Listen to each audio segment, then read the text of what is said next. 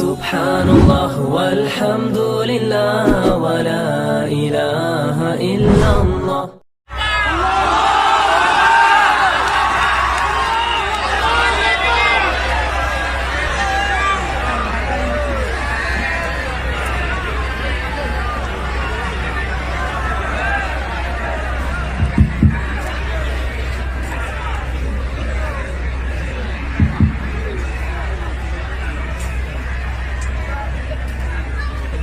Assalamualaikum warahmatullahi wabarakatuh.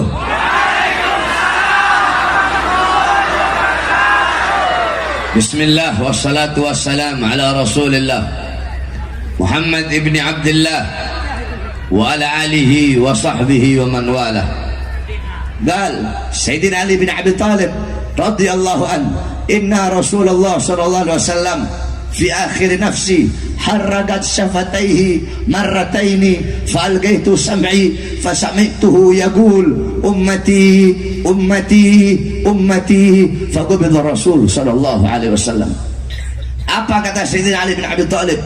Nabi Muhammad di akhir hayatnya, aku melihat bibir beliau bergerak dengan 2 kali gerakan. Kemudian aku dekatkan telingaku, aku mendengar beliau berkata, ummati ummatku, ummati ummatku, ummatku. Kemudian meninggal Nabi Muhammad SAW. Ketika itu Allah berkata kepada Jibril, wahai Jibril, turunlah engkau, sampaikan kepada Muhammad, apakah Muhammad memilih dunia atau memilih aku? Kalau dia memilih dunia, sampaikan kepadanya, akan aku panjangkan umurnya. Tapi kalau dia memilih aku, sampaikan kepadanya, hari ini akan datang kematiannya. Turun Jibril alaihissalam. Ketika itu Rasulullah berada di atas kasur, sedang dalam keadaan sakit di rumah Sayyidatuna Aisyah. Apa kata Jibril? Ya Rasulullah, Tuhanmu memberikan kepadamu 2 pilihan. Apakah kau akan memilih dunia atau memilih Allah subhanahu wa ta'ala? Apa kata Jibril? Apa kata Nabi?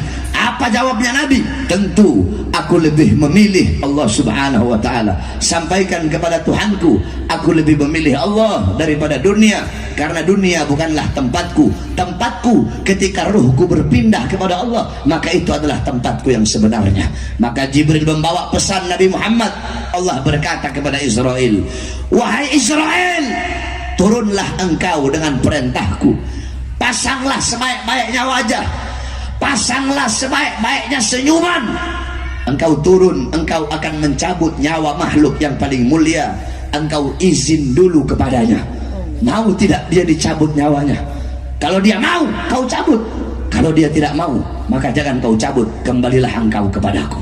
Turun malaikat Israel dengan perintah Allah. Di Israel tidak langsung masuk rumah Rasulullah, dia ketuk pintu Nabi Muhammad. Assalamualaikum ya Rasulullah. Pintu rumah dibuka oleh Sayyidatuna Fatimah. Fatimah berkata, siapa engkau? Tidakkah kau melihat ayahku sedang terbaring sakit? Israel menjawab, aku yang memisahkan anak dengan orang tua, aku yang memisahkan orang tua dengan anak, aku yang memisahkan suami dengan istri, aku yang memisahkan istri dengan suami, aku yang menjadikan anak-anak menjadi yatim, aku yang menjadikan istri-istri yang menjadi janda, aku yang meramaikan kuburan, aku pemisah antara dunia dan akhirat, dan aku diutus oleh Tuhanku kemari untuk mencabut nyawa sebaik-baiknya makhluk, yaitu Muhammad Rasulullah SAW. Ketika Sayyidah Fatimah mendengar kalau di depannya adalah Israel, dia langsung kembali ke pangkuan ayahnya. Dia menangis, dia berkata, wahai ayah, Israel berada di depan, ingin mencabut nyawamu wahai ayah. Apa kata Rasulullah? Jangan kau bersedih wahai Fatimah, karena engkau adalah manusia yang pertama kali akan menyusulku setelah kematianku. Datanglah Israel. Ketika Israel datang, ditemani oleh Jibril. Ketika akan dicabut oleh Israel, Nabi Muhammad berkata, ya Khalili Jibril, wahai kekasihku Jibril, aku belum puas meninggalkan umatku kalau Allah belum memberikan jaminan kepada umatku. Pergi Jibril menghadap Allah. Ya Allah, kekasihmu belum puas, kekasihmu minta jaminan untuk umatnya. Apa kata Allah? Fa'auhallahu ta'ala ala Jibril, basyirhu ya Jibril, innal jannah muharramatun 'alal umam qabla an tadkhuluha ummatuh.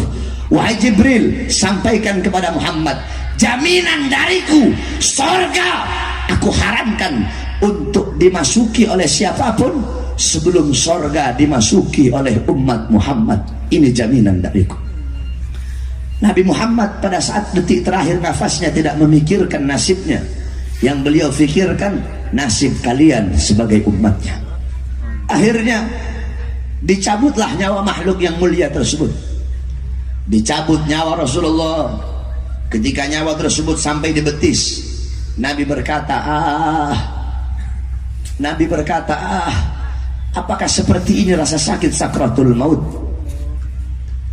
Kemudian Allah Subhanahu wa ta'ala memerintahkan kepada seluruh malaikat yang ada di langit untuk turun ke bumi untuk menyampaikan kepada Rasulullah bahwasanya telah diangkat kesusahannya ketika sakratul maut, dan disampaikan kepada Muhammad bahwasanya sakratul maut itu lebih sakit daripada ditancapkan ribuan pedang. Kemudian Nabi Muhammad berkata, apakah rasa sakit seperti ini juga yang nanti akan dialami oleh umatku ketika sakratul maut? Apa jawab Israel? Iya ya Rasulullah, rasa sakit seperti ini, bahkan lebih sakit dari ini ya Rasulullah. Nabi Muhammad mengusap pipinya, ada air sebuah cawan di samping, beliau letakkan tangannya di cawan yang berisi air itu, kemudian beliau usapkan itu air di muka beliau. Kemudian beliau mengangkat tangan. Doa terakhirnya Nabi Muhammad SAW, doa yang menutupi kepergian Rasulullah SAW. Apa doa beliau? Allahumma khaffif ala ummati fi sakratil maut, Allahumma khaffif ala ummati fi sakratil maut wa thaqqil alayya. Ya Allah, ya Rabb, ringankanlah, permudahkanlah sakratul maut umatku dan beratkanlah untukku.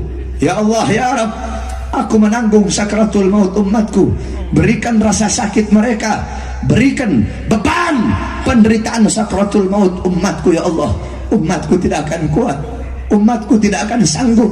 Biar aku nabi mereka, aku pemimpin mereka, aku penanggung jawab mereka, biar aku menanggung seluruh rasa sakit sakratul maut umatku. Ya Allah, jangan kau berikan rasa sakit sakratul maut kepada umatku. Ya Allah, apa yang telah kau berikan untuk Rasulullah?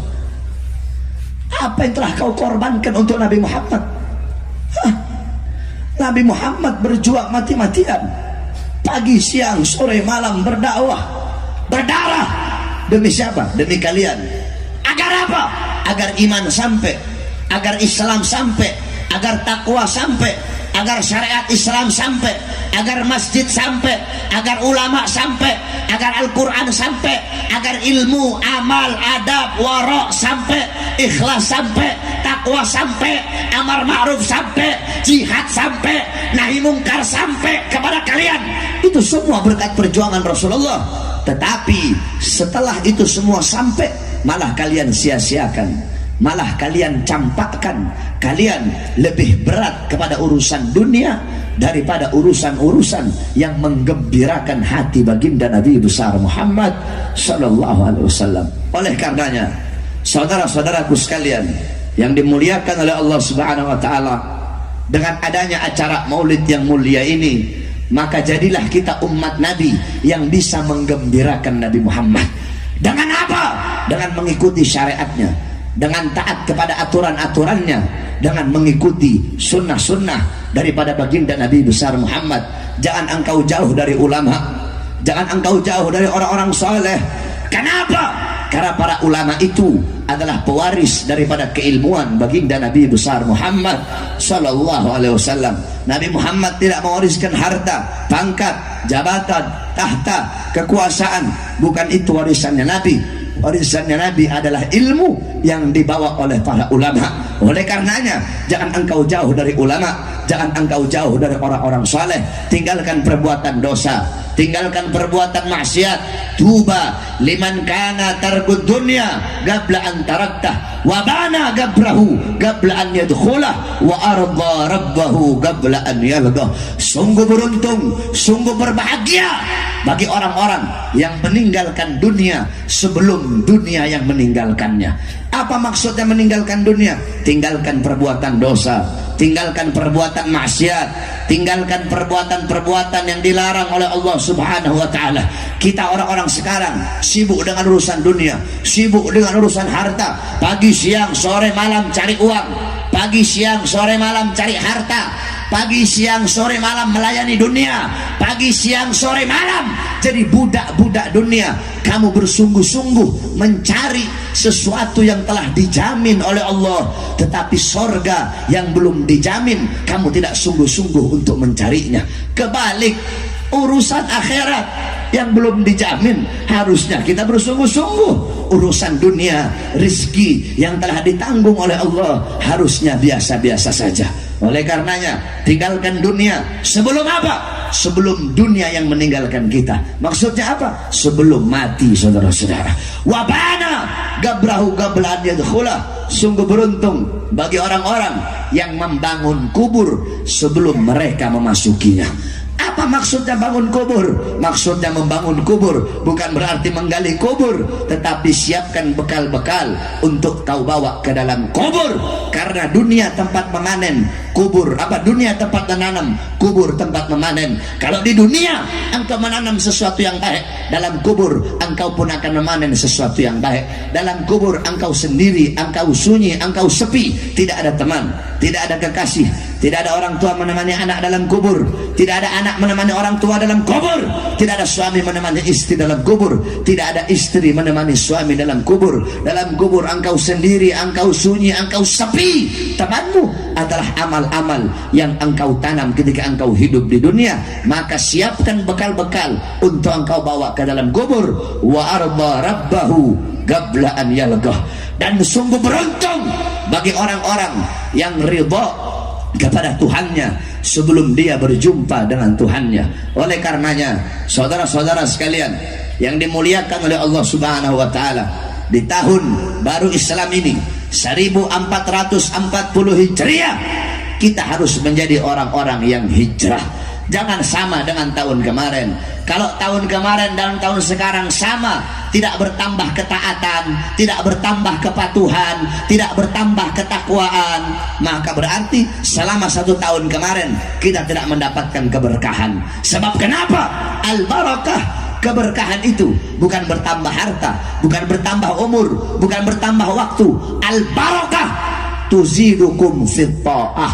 Barakah adalah bertambahnya ketaatan dan kepatuhan kepada Allah Subhanahu wa taala. Hijrahlah engkau. Sebab ketika kita berbicara tentang tahun baru Hijriah, maka tidak akan pernah bisa dilepaskan daripada hijrah Nabi Muhammad. Sebab kenapa? Sebab Hijriah, tahun Hijriah itu diambil dari kata hijrah, sebagaimana dijelaskan para ulama dalam kitab tarikh Al-Imam Ibnu Jarir At-Tabari, dalam kitab tarikh Syiarul A'lam An-Nubala karangan Al-Imam Az-Zahabi, dalam kitab tarikh Al-Bidayah wan Nihayah karangan Al-Imam Ibnu Katsir, dijelaskan dulu orang Arab jahiliyah, bahkan sampai di zaman Nabi, sampai di zaman Sayyidina Abu Bakar, sampai di zaman Khalifah Umar bin Khattab di tahun kedua menjabat sebagai khalifah, umat Islam tidak punya tahun. Jadi umat Islam itu nggak punya tahun. Mereka pakai kalender Qamariyah berdasarkan hitungan bulan. Mereka tahu Rajab, Sya'ban, Ramadan, Syawal, Dzulqa'dah, Dzulhijjah, Muharram, Safar, Rabiul Awal, tapi tidak ada tahun. Sehingga ketika itu penamaan tahun, mereka menamakan tahun sesuai dengan kejadian terbesar yang terjadi pada tahun tersebut. Contoh, ada namanya Amul Fil, tahun gajah. Kenapa dinamakan tahun gajah? Wasummiya amal fil li'anna malikal habasyah ja'a ilal Makkah wa kana fihi filun adim lihadmil Ka'bah. Dinamakan tahun gajah karena pada tahun tersebut Raja Habasyah datang ke Mekah menghancurkan Ka'bah, membawa pasukan gajah yang besar. Sepanjang tahun kejadian terbesar adalah datangnya pasukan gajah. Makanya tahun tersebut dinamakan tahun gajah. Ada namanya Sanatul Izni, tahun izin. Kenapa dinamakan tahun izin? Karena pada tahun tersebut Nabi Muhammad diizinkan untuk hijrah. Ada namanya Sanatul Amri, tahun perintah. Kenapa dinamakan tahun perintah? Karena pada tahun tersebut Nabi Muhammad diperintahkan untuk memerangi orang-orang musyrik. Ada namanya Sanah Tajdidul Ka'bah, tahun renovasi Ka'bah. Kenapa dinamakan tahun renovasi Ka'bah? Karena kejadian terbesar sepanjang tahun itu Mekah banjir, sehingga Ka'bah ada beberapa bagian yang rusak, kemudian diperbaharui dan diperbaiki. Begitu terus setiap tahun dengan nama yang berbeda-beda. Sanatul Zilzal, Sanatul Zalazil, Sanatul Tamhis, terus sampai di zaman Khalifah Umar bin Khattab. Ketika Khalifah Umar bin Khattab menjabat sebagai khalifah di tahun kedua, ketika itu beliau menulis surat kepada Abu Musa al-Ash'ari yang isi suratnya, innahu yu'tina min amiril mu'minin kitaban maktubun fihi Sya'ban wa lam nadri ayu syai'in na'mal huwa Sya'banul madi, Sya'banul an atau Sya'ban istiqbal. Kata-kata apa dalam kitab beliau Abu Musa al-Ash'ari berkata, sesungguhnya didatangkan kepada kami sebuah tulisan yang berasal dari Amirul Mukminin Umar bin Khattab. Dalam tulisan tersebut, dalam surat tersebut tertulis bulannya bulan Sya'ban, tapi kami tidak tahu apa yang harus kami lakukan. Apakah Sya'ban tahun kemarin, Sya'ban tahun sekarang, atau Sya'ban tahun depan? Karena tidak ada tahunnya ketika itu, hanya tulis Sya'ban. Nggak tahu Sya'ban tahun kemarin, Sya'ban tahun sekarang, atau Sya'ban tahun depan. Ketika Sayyidina Umar mendengar tersebut, beliau berkata apa? Do'u linnas syai'an li'arifunahu. Letakkan bagi manusia sesuatu yang dimana dengan sesuatu itu manusia bisa mengenal. Maksudnya apa? Bikin kalender, bikin tahun buat umat Islam. Fa'istasyara Umar ma'al ashab. Kemudian Sayyidina Umar bin Khattab bermusyawarah dengan para sahabat. Ketika beliau bermusyawarah, ada sahabat yang usul, tetapkan tahun umat Islam mulai dari lahirnya Nabi Muhammad.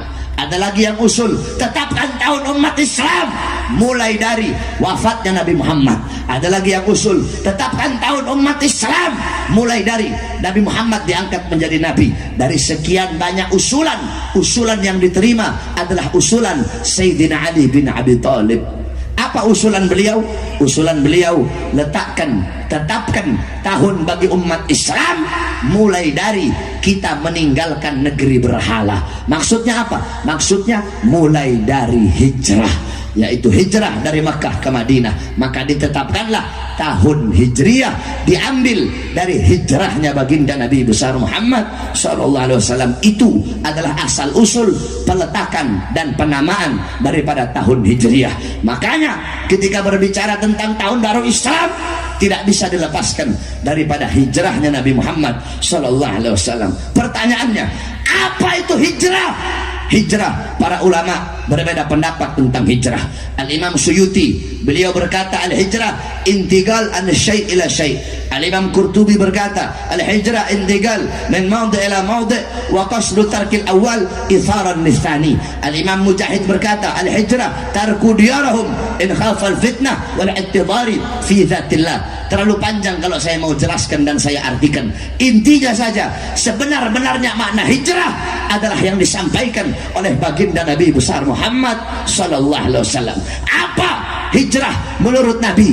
Al-muhajir man hajara ila mana Allahu anhu. Orang-orang yang berhijrah adalah orang-orang yang meninggalkan apa-apa yang dilarang oleh Allah Subhanahu wa taala, meninggalkan perbuatan dosa, meninggalkan perbuatan maksiat. Allah larang mabuk, kamu tidak mabuk, kamu tinggalkan mabuk, berarti kamu orang yang berhijrah. Allah larang zina, kamu tinggalkan zina, berarti kamu orang yang berhijrah. Allah larang makan riba, kamu tidak makan riba, maka kamu orang yang berhijrah. Allah larang korupsi, Allah larang mencuri, Allah larang terima menyuap atau menerima suap, kamu tidak terima itu, kamu tidak melakukan itu, maka kamu orang yang berhijrah. Setiap orang yang meninggalkan perbuatan dosa, maka orang tersebut disebut orang yang berhijrah kepada Allah Subhanahu wa taala. Makanya di tahun baru Islam 1440 Hijriah ini, ayo kita hijrah. Hijrah dari apa? Hijrah dari kebodohan menuju kepintaran. Hijrah dari apa? Dari keterpurukan menuju kebangkitan. Hijrah dari apa? Dari malas ibadah menuju giat dan rajin beribadah kepada Allah. Hijrah dari apa? Hijrah dari perbuatan maksiat menuju perbuatan taat. Hijrah dari apa? Hijrah dari perbuatan dosa menuju pintu pengampunan dan taubat. Hijrah dari apa? Hijrah dari presiden lama menuju 2019 ganti presiden.